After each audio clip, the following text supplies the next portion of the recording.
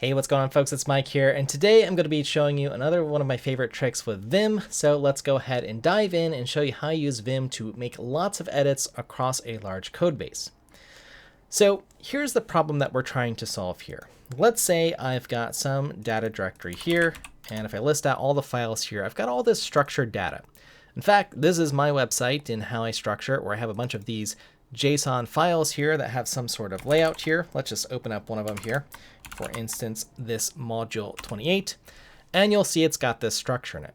And maybe what I want to do here is modify all of the module notes here.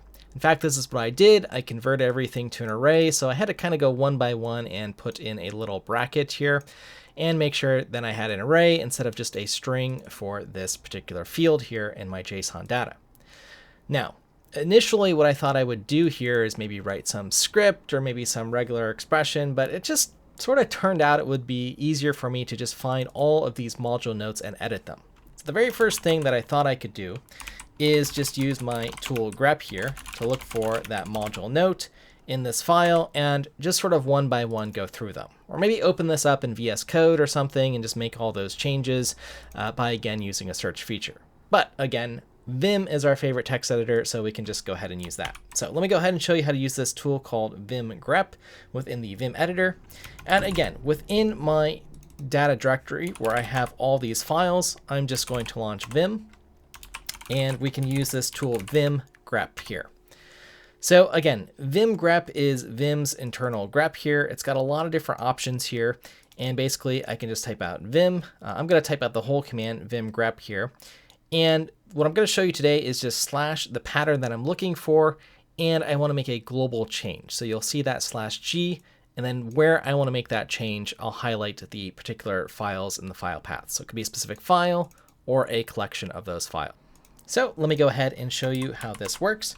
So I'm going to do in normal mode, vimgrep here at the bottom. I'll go ahead and type out slash what I'm looking for, module note. And then I'll go ahead and do a slash, and I can do a % if I'm just looking in the current file. Now the file that I've opened up here doesn't have anything, so it's not going to find anything.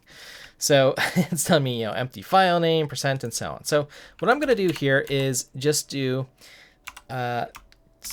asterisk, asterisk, a slash, and asterisk, and that's basically going to search everything within this directory. And voila. Well, I found at least one of my module notes here.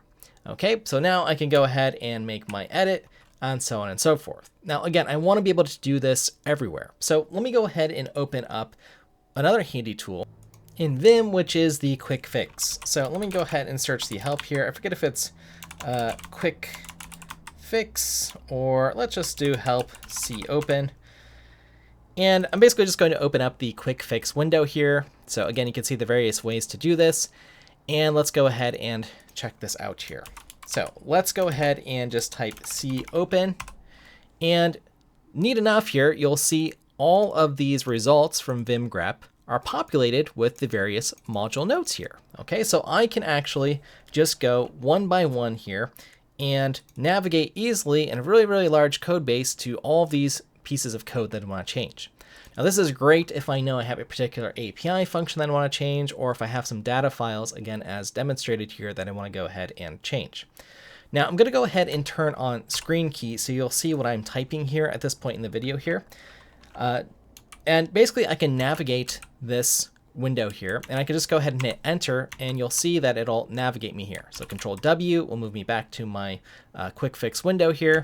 I'm going to go ahead and navigate down. Sorry, there's a little bit of highlighting here. Let's just go to line 7. I'll hit enter, and again, you'll see I'm again at a different file here at this point.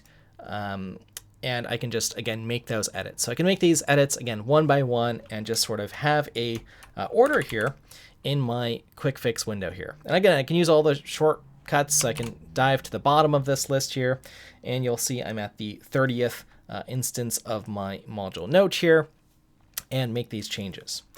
Now, a couple other tricks here that we can use here. Let's go to the top of our quick fix window. I'm just going to hit enter. You'll see the file change here. So I am at module 1 here, matching this module 1 here. You can look at the note here, welcome back to class, etc. So I'm working with that data file. Some other handy shortcuts that you can do, you can just move to the next instance here, cn here, cn here. And again, you can see me moving downwards in this window to the various results from our vimgrep command. You can use cp to move previous change, and again, simple as that. So the previous change, cp, will do the trick there.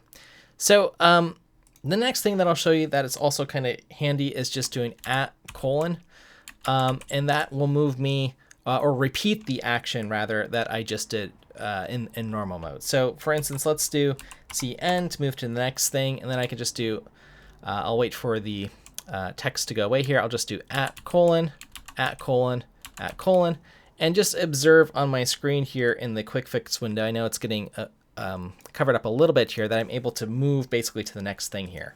Let me go ahead and turn off screen key for a moment, and I'll just keep hitting @:, and again, it's really easy to move through those different fixes here. So I'll just keep doing that. And you can see me moving through all the files really, really quickly. And that way, again, I don't have to bother in my Vim changing the files, navigating the files, even though we have handy, plugins like Nerd Tree and stuff. And I could do this, relatively quickly. But, look at all these key presses that I have to do here to move to the different windows and make the edits and so on. So anyways, hopefully this is a handy little tip and trick for you. I found it very useful when I'm just refactoring actual code, replacing functions. And I think there's a lot of different Vim plugins too that use this quick fix window, so you can go ahead and explore those. So anyways, folks, that's the quick fix feature. Hopefully you enjoyed that, and hopefully you found that helpful. And for those of you who did find this helpful, as always, I have a bunch of tips and tricks. You can find them on YouTube, which you're watching now here. You can just search under my channel for Vim. I have a few Vim videos and various lessons there. Or on courses.mshot.io, I have my full Vim course where you'll find this lesson and a bunch of others as well. All right, folks, hopefully that was helpful. Thanks again for your time and attention, and I'll look forward to seeing you in the next one.